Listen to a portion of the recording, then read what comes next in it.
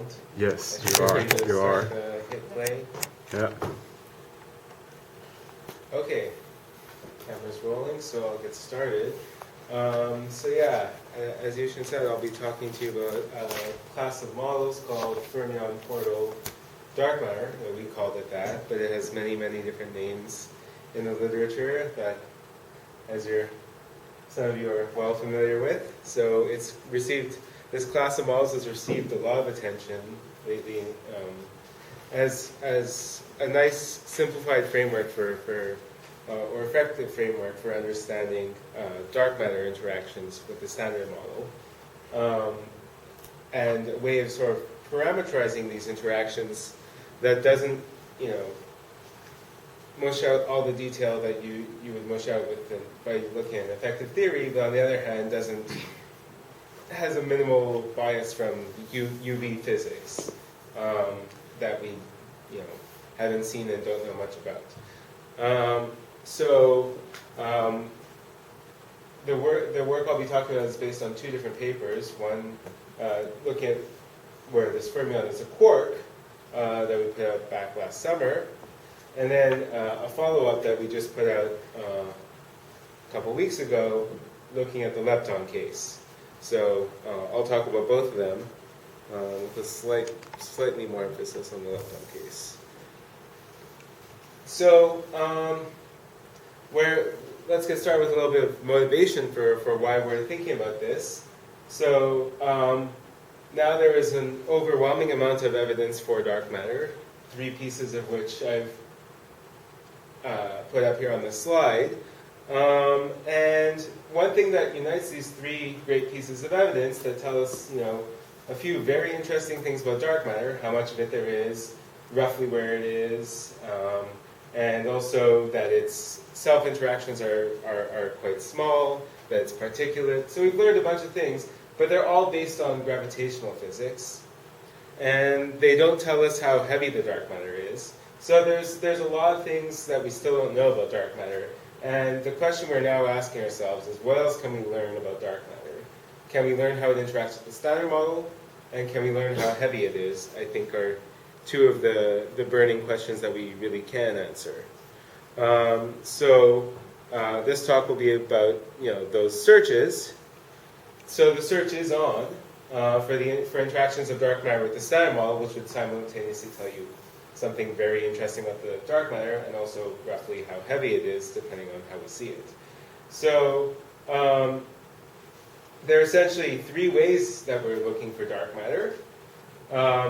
The first, indicated by this arrow of time, is direct detection, where we wait for a dark matter particle in the galaxy or nearby to come and hit a standard model particle in our detector, a giant, very massive detector, and we look for these interactions. We don't see them, so that tells us something about how strongly dark matter is interacting with the standard model, as parameterized by this bound from Lux that I posted here. And because it's very fresh, I wanted to also post a very recent bound from Super CDMS, which gets a stronger bound in the lower mass region than Lux. So I'll be mainly talking about the Lux bound, but it's interesting to note that these little blobs here that had previously been seen are now ruled out by Super CDMS. So these are just 2 examples of the direct detection searches, the power of them, the controversy of them, and I'll focus on Lux and earlier in the talk on Xenon 100, which is another one, similar direct detection experiment. So that's direct detection. Wait for a dark matter to hit the standard model particle. Indirect detection, we wait for dark matter particles in the galaxy somewhere, or in the ambient, somewhere in the cosmos, to run into each other and annihilate and give us some standard model particles, which we can then go and observe. And in this talk, I'll be particularly interested in annihilations into electrons and positrons, or leptons more broadly, which could give an excessive number of positrons at a detector that we place near the Earth. So in this case, I'm thinking about AMS2, which measures this positron flux, and particularly measure this positron fraction, which has been causing a lot of buzz recently because they do in fact see an excess in this positron fraction at high masses, high energies for the positrons. So that could be indicative of dark matter annihilating into leptons and then coming and hitting our detector at AMS, or it could be well modeled also by pulsars and standard model astrophysics. So the jury is still out on that. I'm actually not going to focus so much on this positron rise. I'm just going to use this flux measurement on its own already puts constraints on dark matter. So if you have a positron flux that exceeds this flux, then of course that is ruled out. One could also try to play games and try to fit this positron rise. I'm not going to attempt to do that. And the last way we have for looking for dark matter, or that we are currently doing, the last broad category, is collider searches. And if you just were producing standard model to dark matter, that'd be an extremely boring interaction because the dark matter, we know, interacts weakly with the standard model, and it would not interact with our detector, it would escape, and you'd see nothing. So that'd be very boring.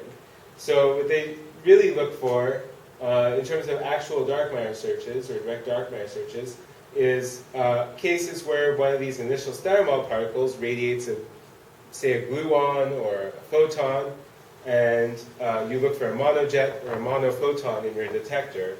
And that can place bounds on again, this interaction of the standard model with the dark matter. And in terms of these monojet or monophoton searches, that's generally parameterized in terms of an effective field theory, where this would be some higher dimension operator, and you can put a bound on the scale of that higher dimension operator, and of course it also depends on what the mass of the dark matter itself is. So that's typically how that sort of thing is. These collider searches are parameterized. So I'm at the always moment. confused. So for the thermoretic, if I have a heavier dark matter, shouldn't I expect the size of interaction to be larger? So so the M star should be smaller. So I'm talking about the green. Yeah. I'm just a bit confused. Yeah. So if the mass is larger, then the interaction should be larger, right?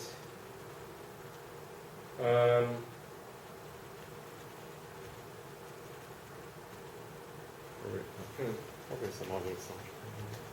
Yeah. There might be something else. Yeah, we generally, can. I would agree. Yeah, just, But if you parameterize in terms of effective operators, yeah, it's a good point. I'm not sure what's going on there. Yeah, I'm not going to come back to this sort of effective operator picture in any detail, but yeah. ah, sorry, something to I think of. can see what Yeah. you're talking about. Okay. So those are 3 ways of looking for dark matter, and those are the 3 ways I'm going to use to constrain these, or to discuss this Fermion Portal model. And the question that we're really trying to answer, I would say, along with what's the mass of the dark matter particle, is what's in the blob.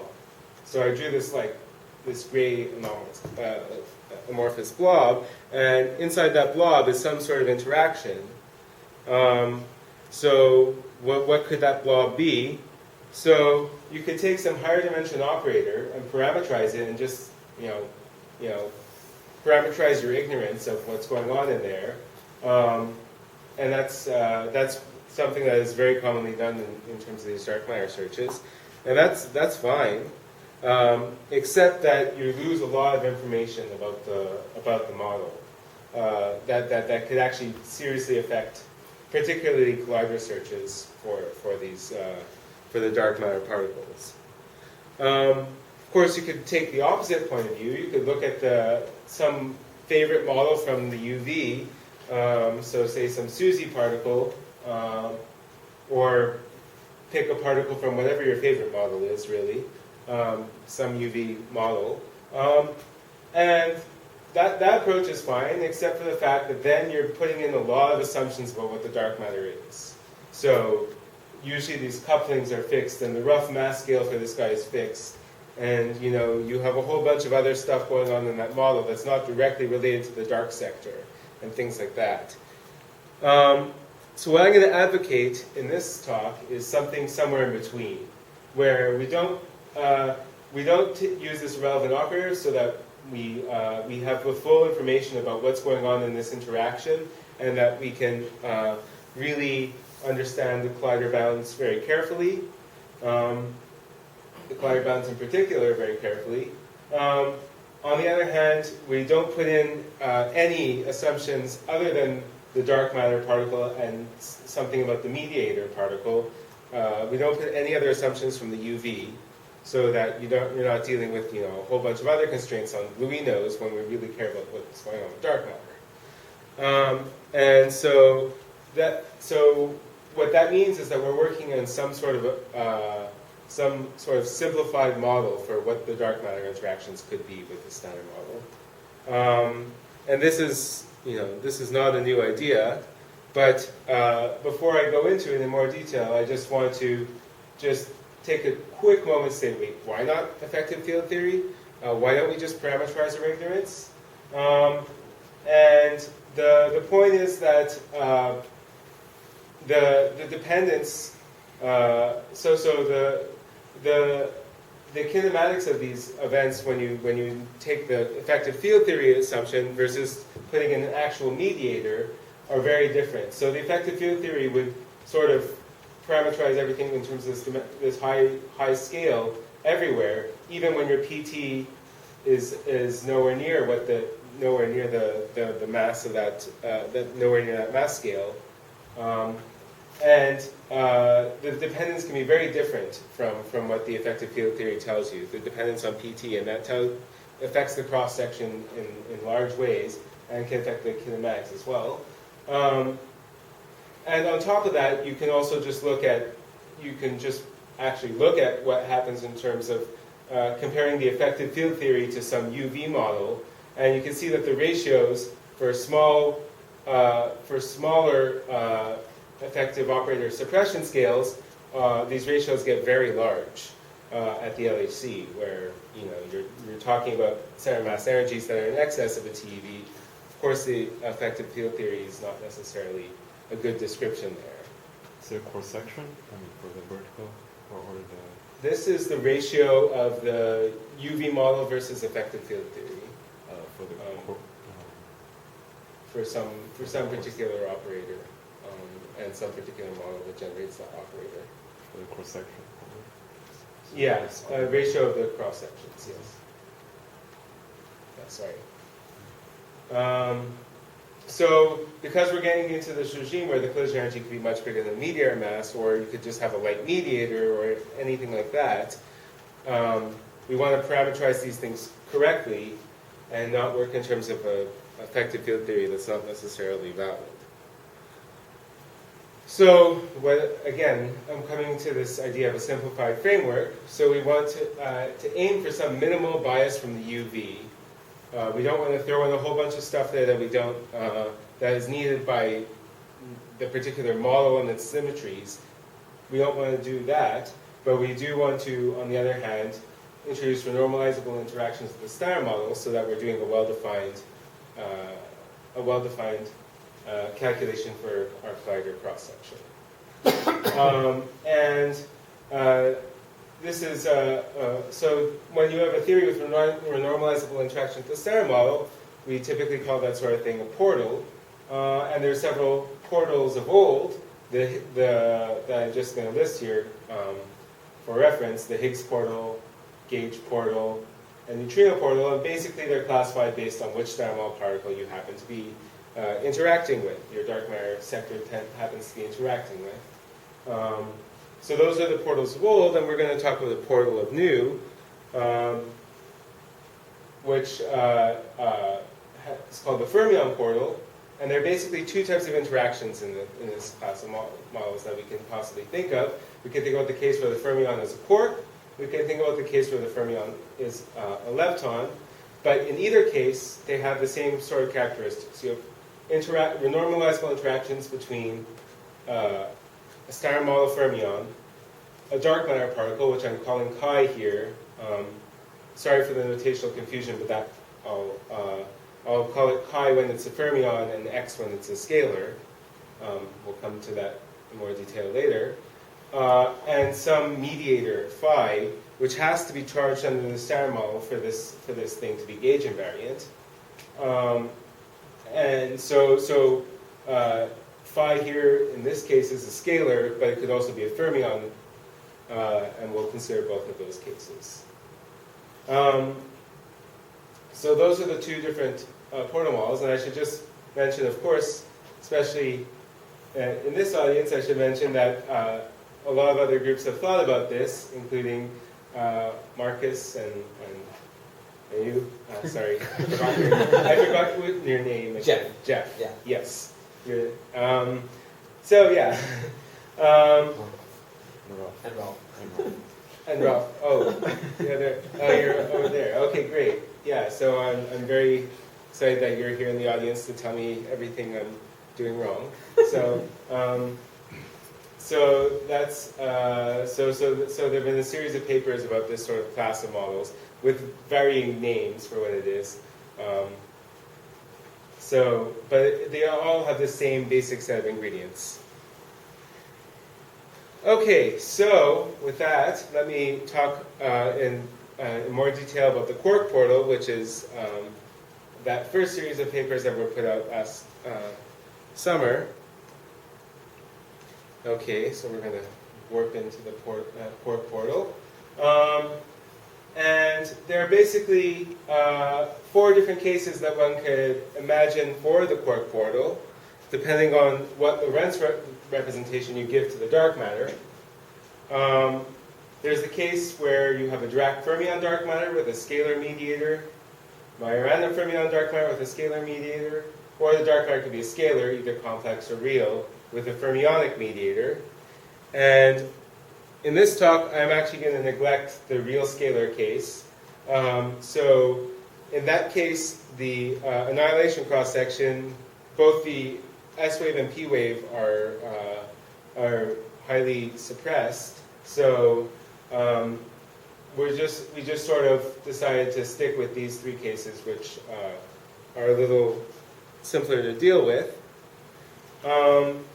And I just want to point out that these are not sort of pulled out of nowhere. This Majorana fermion dark matter case with a scalar mediator looks an awful lot like what you get in the MSSM in some limit. So, but we have these other 2 cases which could be very interesting as well. Okay, so just to go into a bit more detail about what these interactions actually are. So this first guy is the familiar one I put on a few slides ago, where you have fermionic dark matter with a scalar triplet mediator. So this is the scalar mediator looks kind of like a spork, but we're going to consider couplings that are far more general than what you would get in the MSSM. So this lambda here could be anything. The scalar dark matter case, you're going to have a fermionic mediator, and this is just to introduce the slightly different notation. So the dark matter in this case, I'm going to call it X, and the mediator, I'll call it psi. And again, it has to be a triplet, just by gauge invariance. And the fact that the dark matter can't carry color charge. So, I'm going to consider only one flavor for this coupling at a time throughout this talk. Now, you could try to do that, to try to get that in some version of minimal flavor violation. But I'm not going to worry about the sort of flavor side of things for this talk. I just really want to focus on the dark matter experimental constraints. And so I'm just going to assume one of these lambdas at a time. And for this first part of the talk, for the talk about the quark portal, I really wanted to think about this quark as being some light quark, an up or down. So what are the constraints that we're then going to get? So there are three main constraints that are going to appear in the plots that I'm going to show you in a few minutes. There's direct detection. So in the Dirac and complex dark matter cases, you have a spin-independent cross-section for direct detection. So there's very strong constraints from something like Xenon 100 and now Lux. Unfortunately, I don't have the updated plots with the Lux bound, but I do have the plots with the Xenon 100, and Lux has just pushed it that much further down. The Majorana case, the spin-independent cross-section is not there, so you have to look at spin-dependent detection.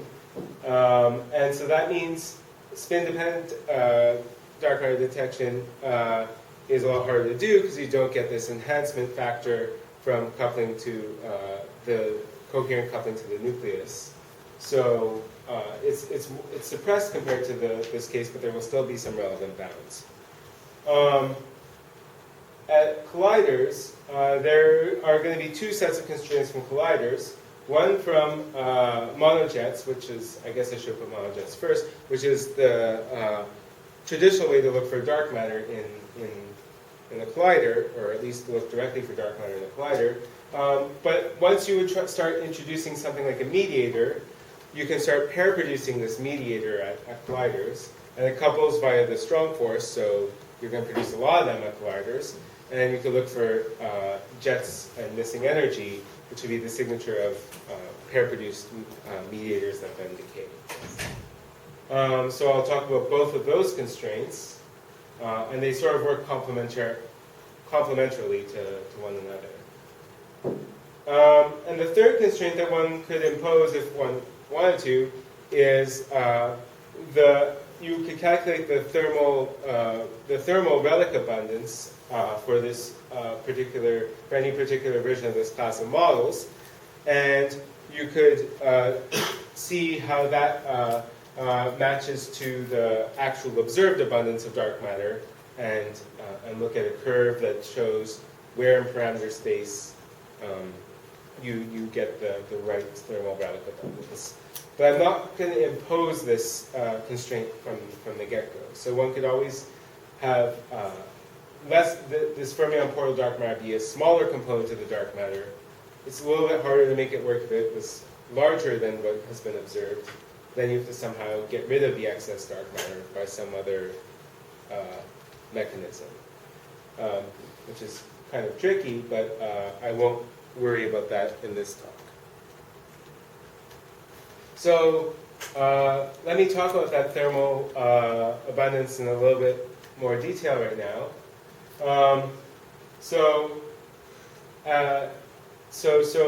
Because this dark matter, we're going to imagine it being somewhere around the weak scale. That's the main hint we have from the thermal from the Wink miracle as to what dark matter what the dark matter mass is. So the relevant thing for determining the abundance of this thermal relic is the annihilation cross section. That will determine how early the dark matter is going to freeze out. We usually parameterize this thermal cross-section in terms of an S-wave component, which is unsuppressed, and a P-wave component, which is V-squared suppressed. Since this thing typically freezes out when it's non-relativistic, the V-squared is actually suppression. So, and for Dirac dark matter, the S-wave annihilation channel is allowed, whereas for Majorana and complex dark matter, you get this P-wave suppression, which means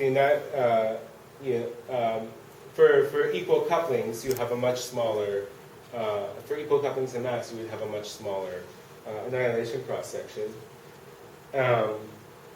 which then means you get a larger abundance of these guys. So you'll see the curves for these guys, the thermal curves for these guys look roughly comparable. The Dirac dark matter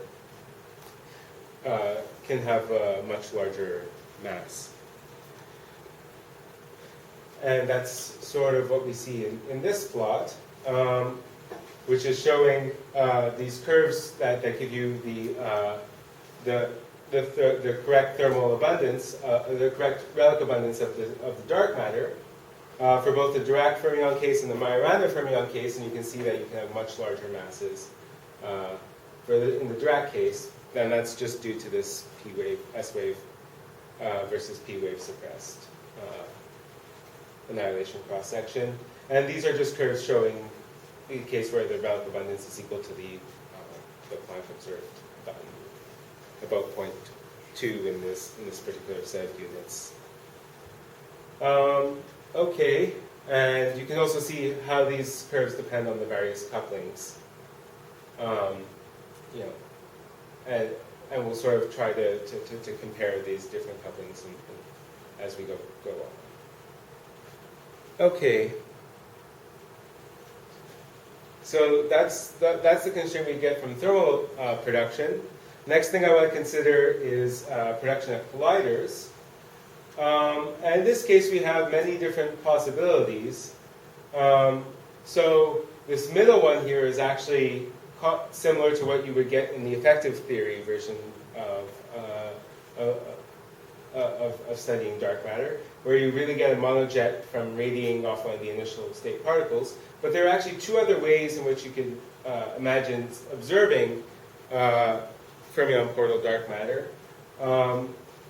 One could imagine singly producing the mediator, associated production of the mediator and dark matter, and the mediator can then decay to a quark and dark matter. And so you get monojet, but from a very different mechanism than this. And this mechanism is actually unsuppressed, provided that the mediator is sufficiently light that you can produce it on shell. So you get a two-body production instead of a three-body production, and that's going to be have a small no suppression. The other way one can imagine doing it is pair producing these mediators, and then having them decay each to a quark and a dark matter particle. And so there you would get two jets plus missing energy. And so we also have a search for that. So we have two different sets of constraints which are going to be roughly comparable to one another. And we'll see how that plays out very shortly. And I just want to highlight that there's the production of these mediators. I drew it in this diagram here, but if you have a large lambda, that was the coupling between the mediator, dark matter, and the quark. If you have a large lambda, then you can get a significant enhancement of the production cross-section due to T-channel exchange of the dark matter particle. So as you get to large lambda, you get significant shifts in this cross-section, provided that you have a light enough dark matter, and you can get so we'll see that sort of effect come into play. So what's so steeply? It's just, when it's going up basically like it should be going up basically like lambda to the fourth. So that's pretty steep.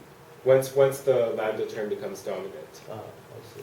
So there's a little bit of a transition region. Then once that becomes dominant, it's going up like lambda to the fourth, which is just the dependence on this. Because you have two vertices, two lambda insertions in the diagram. So the cross section is going to go like lambda to the fourth. Okay. Another thing that you can imagine doing now that you have a more complete model is looking at various distributions that can look very different between the two different models. So I hinted at this earlier, but one example of something that could look very different is just looking at the missing energy distribution. And what you see here is that when you're getting your monojet from single production of this mediator, you get a very different shape for the missing energy distribution as compared to when you just look at radiatively produced monojets. So this could be something that could help you look for these models and distinguish them from something that just has a purely radiative component. So now we're ready to put all these different bounds together. And you can look at the constraints on the various types of dark matter. So let's first focus on Dirac dark matter. And there's two different ways in which I'm going to plot these constraints. One is in the sort of direct detection plane, as I like to call it, which is the way that you plot in terms of the direct detection cross-section and the dark matter mass. And what you can see here is a nice bit of complementarity, which is that at high masses, xenon 100, and now lux would be somewhere down here, going down another order of magnitude or so, you get a very strong bound from direct detection that rules most of your parameter space out down to fairly small cross sections. But for light masses, you can no longer kick the nucleus sufficiently. Your dark matter can't kick the nucleus sufficiently, so your direct detection bound goes away, and colliders kick in, and they provide a complementary bound that's slightly weaker, but it's still pushing into the parameter space at the moment, and will continue to. One thing that you can see from looking at the other version of the plot, where we plot the mediator mass on the x-axis and the dark matter mass on the y-axis, which is sort of how we usually plot it in collider language. One thing you can see from this plot is that the thermal relic, so this line represents the parameter space where you get a thermal relic, and this is, keep in mind, this is fixed for lambda equals 1. Most of your parameter space is ruled out. The xenon 100 bound goes all the way down here. It goes down to, a few GeV in the dark matter mass for basically any mediator mass on this plot. So the thermal relic is just a line, right? It's just a line in this plane, yes. That line will shift as you shift lambda, of course. So one game you can play is modifying lambda, and you can try to get anything. So just to repeat, if M phi is so small and lambda is equal to 1, should you have seen something at colliders? So if the dark matter mass is below a few GeV, then your bound is extending basically out to about 800 GeV in terms of the mediator mass for lambda equals 1. So that's basically where this line is crossing the x-axis. Oh, I see. Yeah. Okay. So that's basically ruling out this whole thermal running space for this particular class of coupling. So it's very powerful for Dirac dark matter. It's highly constrained, and this is going to be, it's basically going to be the same case in the lepton, for the lepton portal, that the Dirac case is very, very highly constrained. Are there any more questions about the Dirac case? Oh, one thing I should point out that's going to be interesting in the future, or to note, I think I have a few notes. Yeah, to remind myself to mention that the monojets sort of win in this nearly degenerate region. That's sort of where they're designed to look, is where these jets look more like initial state radiation, and that's what happens in the degenerate region. And so you get a more significant bound where, whereas the jets plus met search explicitly doesn't look there, due to the systematics. Okay, so that's the Dirac case. The Majorana case is a little bit more open in terms of there's still some parameter space left. And what you also see here is you see that the effect that you can have from a co-annihilation scenario. So that's what this little bump is here, and this sort of shift in this line in the other plot, is that co-annihilation becomes important when these guys are nearly degenerate, and that gives you a lot more open parameter space. So basically the only parameter space that's left is this co-annihilation and a little bit of a tail of a non-co-annihilation region. And the reason that these direct detection, so the direct detection constraints here you can see are much weaker. That's because now we have to deal with spin-dependent cross-sections. So these are actually the spin-dependent cross-sections for scattering off of a proton. I'll show you the neutron case on the next slide. So there you have a few different experiments that give you balance. And they sort of kick in for relatively heavy dark matter masses where you're in this degenerate region that colliders can't probe as easily. And you can see that colliders give the strongest bound wherever they're applying. So, for dark matter masses up to a couple hundred GeV, it's colliders that are really winning for Majorana dark matter. So that's just, clone annihilation region. I should also point out that the direct detection gets this resonant enhancement near degeneracy, which is why you get such a strong bound in this degenerate region. So the direct detection in this model is actually is S-wave, and when they're nearly degenerate, then the dark matter particle in the S channel is nearly on shell. Right? So you get a huge enhancement. Okay. So monojet is also greater than multi-jet when the lower right corner of the perimeter space. Right. So that's sort of a one thing I should have pointed out, I guess, is you have this sort of lobe sticking out in the dijet case. That's the T-channel enhancement. That was the T-channel mediator exchange enhancement I said. At large lambda, you get this huge enhancement of the cross-section. That's what's going on there. So without that enhancement, you would have something more like this. But yes, monojet in this case... so monojet is much better if there is no enhancement. Much better. They're pretty comparable in the high mass region and in the non-degenerate region. In the degenerate region, of course, monojet is always first. Yeah, they're pretty comparable.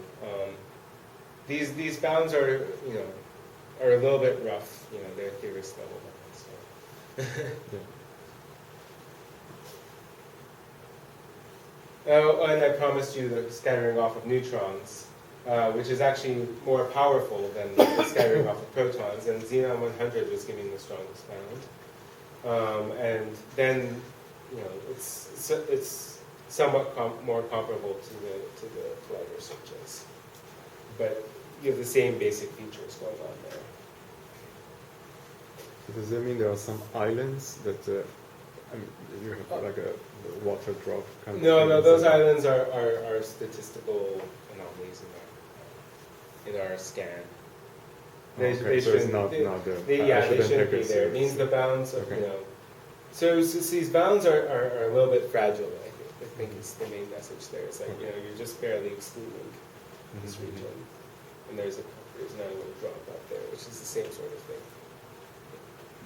This one's sort of right at the edge of the plot, so, of the bound.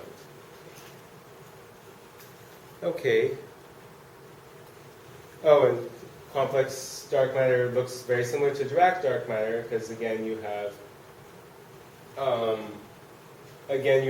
a spin-independent direct detection bound from xenon 100, which is extremely powerful. One thing to note here is that the thermal relic, you get thermal relic for even smaller mass, and so it's even more deeply ruled out and that's just the P-wave suppression that I highlighted earlier. Okay. So let's wrap up the quark portal and move on to the lepton portal. So this is, the quark portal provides a simple framework for studying dark matter phenomenology. And it's sort of a simple but yet complete framework where you can really study things like kinematics and things like, and have confidence that you're really placing bounds on these on the model itself. The parameter space is being probe complementarily from collider searches and direct detection, then which one sort of wins is dependent on the exact details.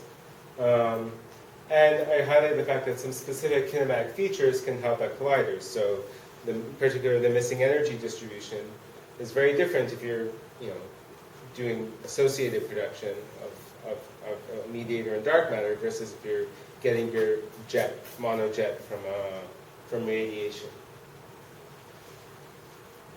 With that, let's move on and talk about the other case, the lepton portal.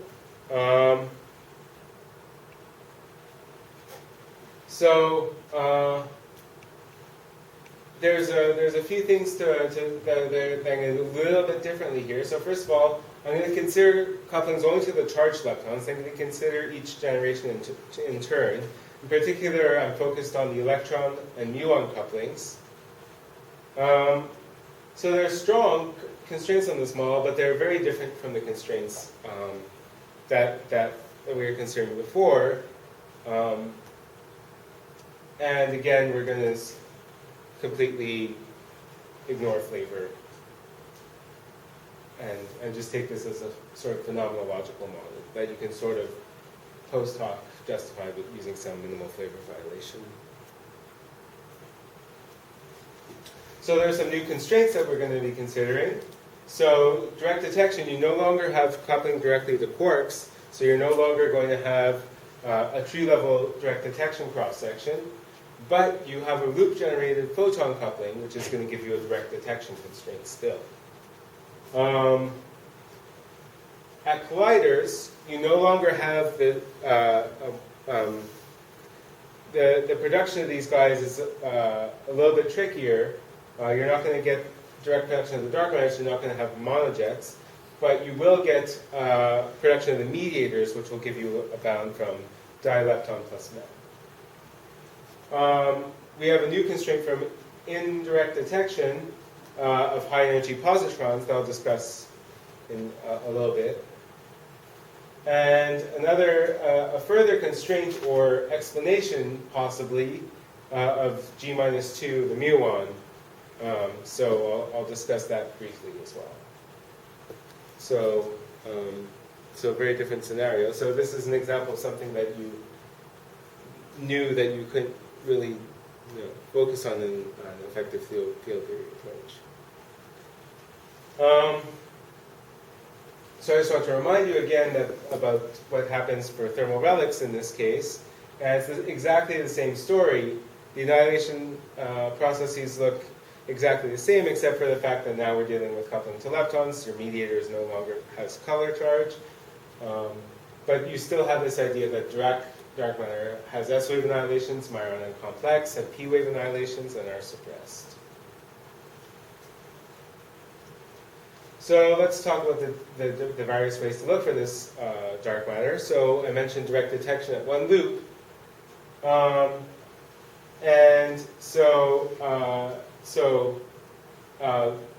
What we're basically going to try to do is calculate this effective operator for this loop, and then look at the coupling of the dark matter via photon to the quarks in a diagram like this.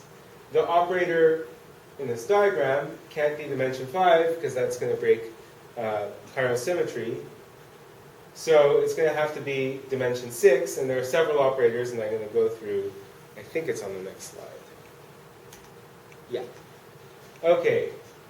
So there are several different operators to consider. In the Dirac case, we're going to consider two operators like this, which I should say were discussed, for example, by these guys. And basically,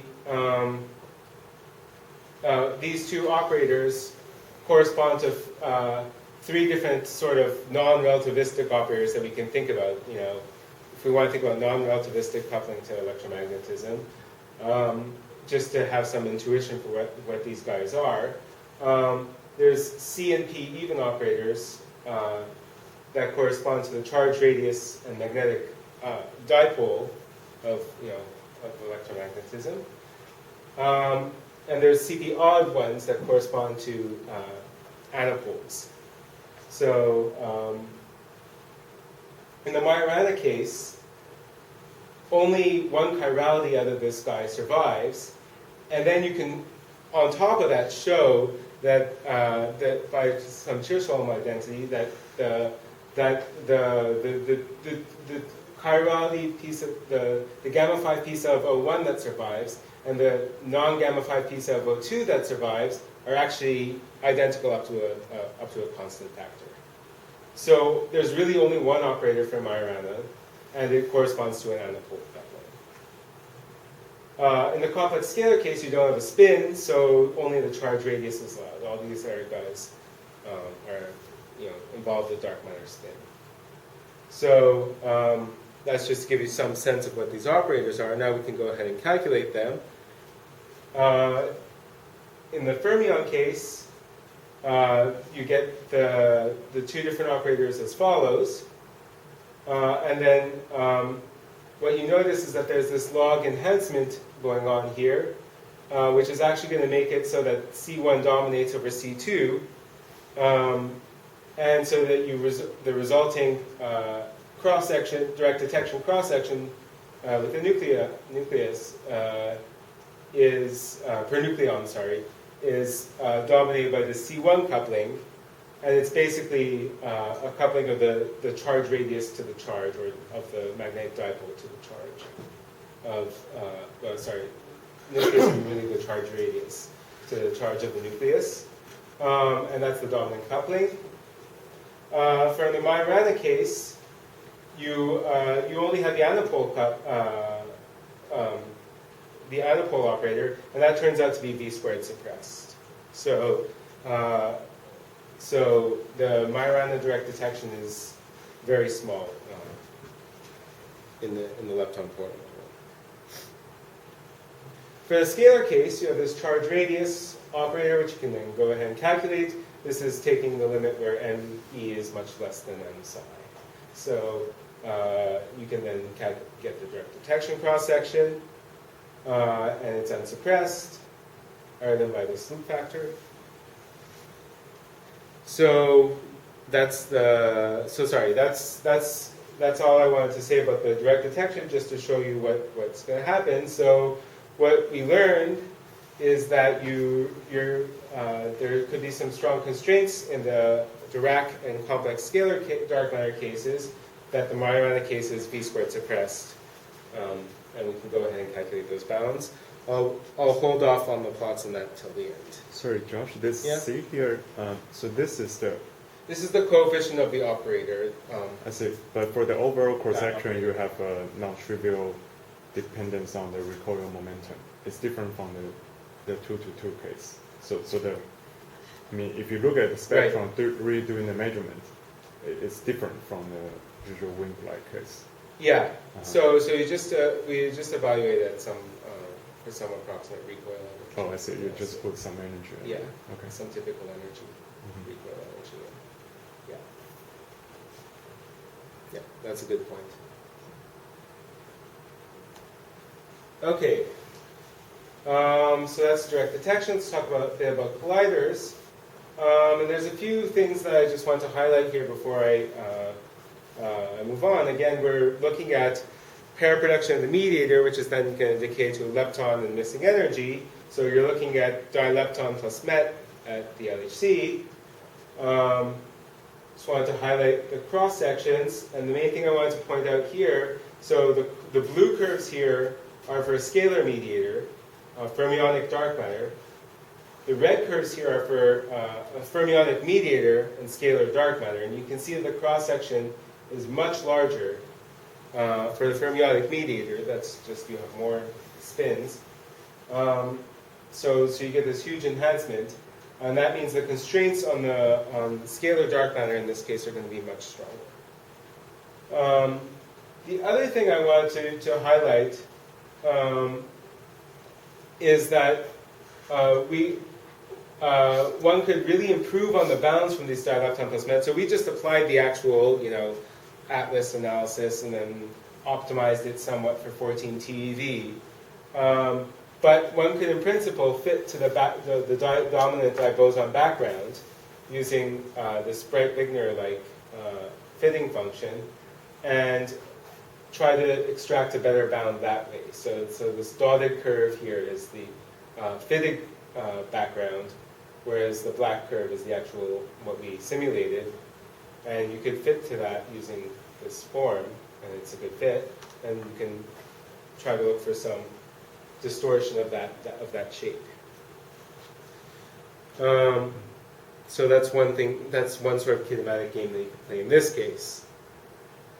And I just wanted to point out that these are the current collider limits according to the official Atlas ones. So this is for production of right-handed selectrons decaying to leptons and neutralinos, but that's basically the same thing as the fermionic dark matter case that we're considering, except that they don't consider each generation in turn. So again, because this is sort of SUSY-like. But the bounds are starting to creep in there. They're at the couple hundred GeV level. And then below 100 GeV, of course, everything is ruled out by lab.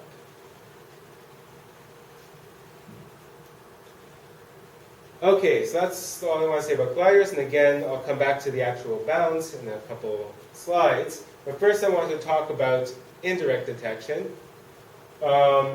So we've measured the positron flux at AMS, which was the best measurement of the positron flux at the moment. And so how do we then get a bound from that? So we parameterize some transfer function. So we have dark matter annihilating somewhere in the galaxy. So we know the spectrum of electrons coming out of that annihilation. And we can parameterize the transfer function to go from that injection spectrum to calculating the actual flux. So there's some numerical tip for that transfer function in the literature. Took it in particular from a paper by Strumia et al. Then they use three different sets of standard astrophysical assumptions: this minimal, medium, and maximal flux assumptions that sort of factor in the plausible astrophysical uncertainties in this transfer. And then we compare bin by bin to the total positron flux from AMS, and we say it's excluded if there's a 2 sigma excess in any bin. So this is a very conservative way to impose these, to determine these constraints, because we're trying to fit on top of a background that we don't really understand. I mean, there's that rise in the positron flux, which, under the assumptions I'm making, is due to pulsars or some sort of other standard model process. So you have to take a very conservative approach in terms of obtaining bounds from this. But we know that if we see a positron flux that's bigger than the actual flux from dark matter alone, that's bigger than the actual flux that's observed, then the model should really be excluded. And you can see that you can get these really large excesses. The dotted lines here are the minimal and maximal dark matter assumptions, and the solid line is the actual is the medium one. So you can see there's a huge variation at low energies, but at high energies, they sort of converge to be roughly the same. And you can see that you can get very large excesses in the positron fraction, or I applied here the positron fraction, but you can also look at the actual flux. So you can definitely get some bounds from this sort of search. And just to highlight again, because of the fact that those two lines sort of meet up at very high energies, the difference, it's hard to even tell apart the dotted line from the solid line, but the dotted line, there's two of them. One of them is the minimal assumption, astrophysical assumption, one of them is the maximal astrophysical assumption, and they all basically overlap. So these bounds are fairly robust, at least to variations of the astrophysical assumption. Yes? Did the indirect detections ever place a bound on thermorelic dark matter? So I'm going to show you these bounds on a plot with the thermal relic cross-section in a couple of slides. So There's when I looked at it earlier, it looked like they didn't meet, basically, at that point. And I just didn't know if you considered other values of lambda, and since for any value of lambda, is there an actual constraint on thermorelic, or did you just consider lambda equals 1? So here we're just considering lambda equals 1. And so because this bound basically extends, you know, from degeneracy down to 0, there probably should be a bound somewhere in here. I forget exactly where the thermal relic line lies, but it should be somewhere in the Dirac fermion case. It should be somewhere like this. So there should be a bound at low masses. I think it's, if I remember right, it's at a couple GeV around 200. Like I think it. I remember trying to compare on this plot, and we can look at it afterwards. Okay. Yeah. Well, we're going to get to that in a couple Okay. slides anyway, so we'll see. Yeah. So these bounds do sort of stop being relevant once you get to two small dark matter masses, because then you're just annihilating at very low energies. So below 10 GeV, this goes away completely, because I don't even trust the things below 10 GeV. There you have the sort of the solar effects that are not well modeled by scalar proper, any of these propagation models. Okay, yeah. In the complex scalar case, sorry, for the muon case, the electron spectrum is a little bit more broadly distributed. So there is actually a bit of a difference between the medium maximal and the minimal and maximal assumptions, but still not enormous. You know, it's 50 GeV or so. And just to quickly flash what you could do with G minus 2, in the Dirac fermion case, for lambda equals 1, you don't get a huge contribution, which is good because it's in the wrong direction to fit the observed shift in away from the Sarmal value of G minus 2. In the complex scalar case, the sign is reversed, so you can actually try to fit the G minus 2. And you can see that there's some parameter space to do this, but we'll find out that that this is essentially going to be ruled out anyway by direct detection and colliders. So you can't really do it, and this is already for a fairly large value of lambda. So it's very hard to fit G minus 2 in this case, but for lambda equals 1, the effect is fairly small anyway. So can't fit it, but it's not a huge constraint. Okay, so now for the promised plots. First for the Dirac case. I'm sorry, I reversed the order here. Now we have the sort of collider style plot here. And the sort of direct detection style plot over there. And you can see that direct detection is still extremely powerful. These bounds here, the collider bounds I'm showing you here, are from what you would get from 14 TeV. So already Lux is ruling out a lot of that parameter space. But for the low masses, again, you still need colliders, or indirect detection can help you somewhat there. But I guess it should really cut off at about 10 GeV. I'm not sure. No, that should not really extend that. Yeah. So that's the Dirac fermion case, and again, the constraints there are extremely strong.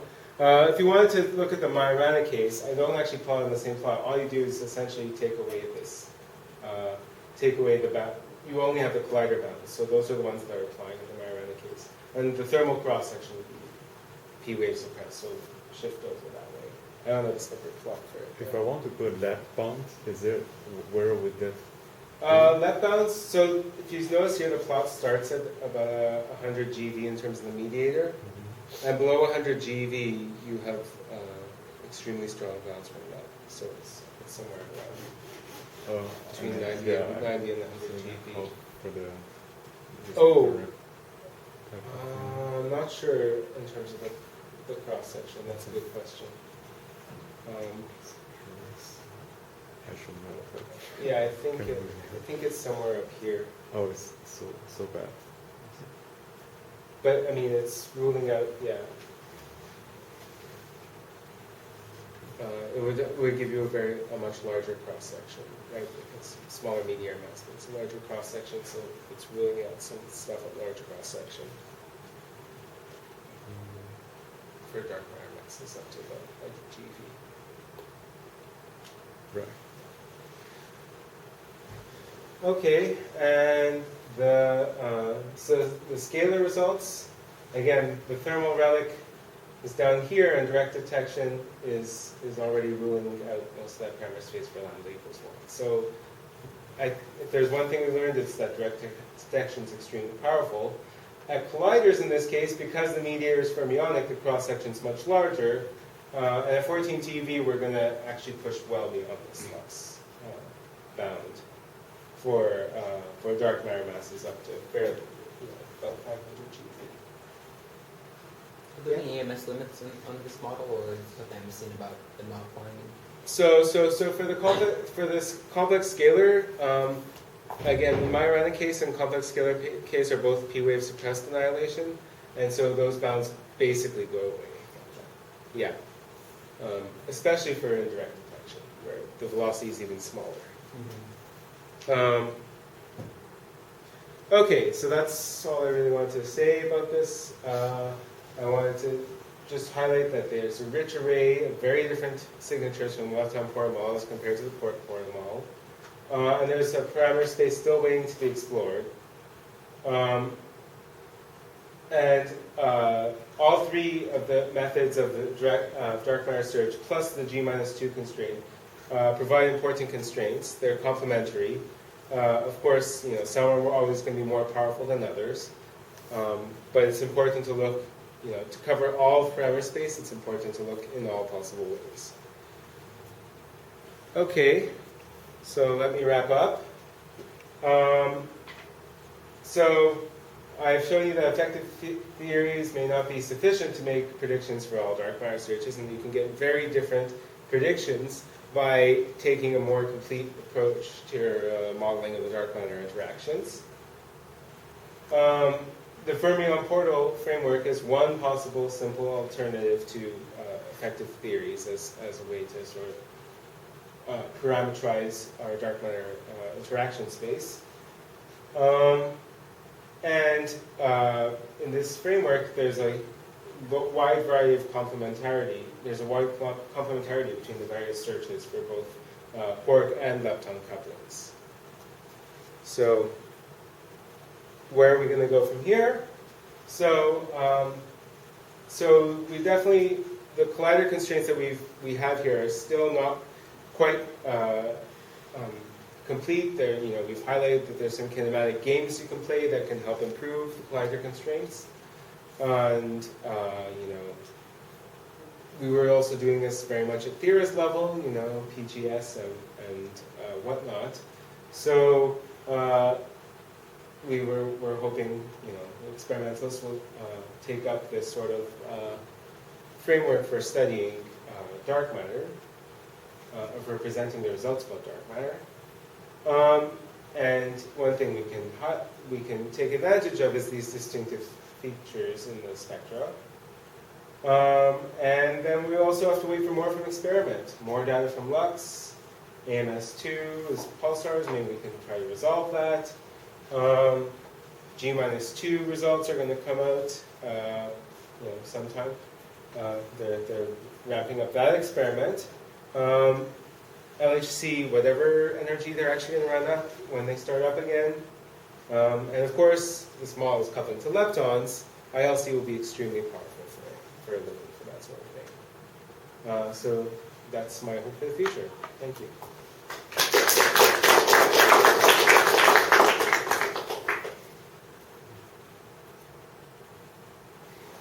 Any other questions for Josh?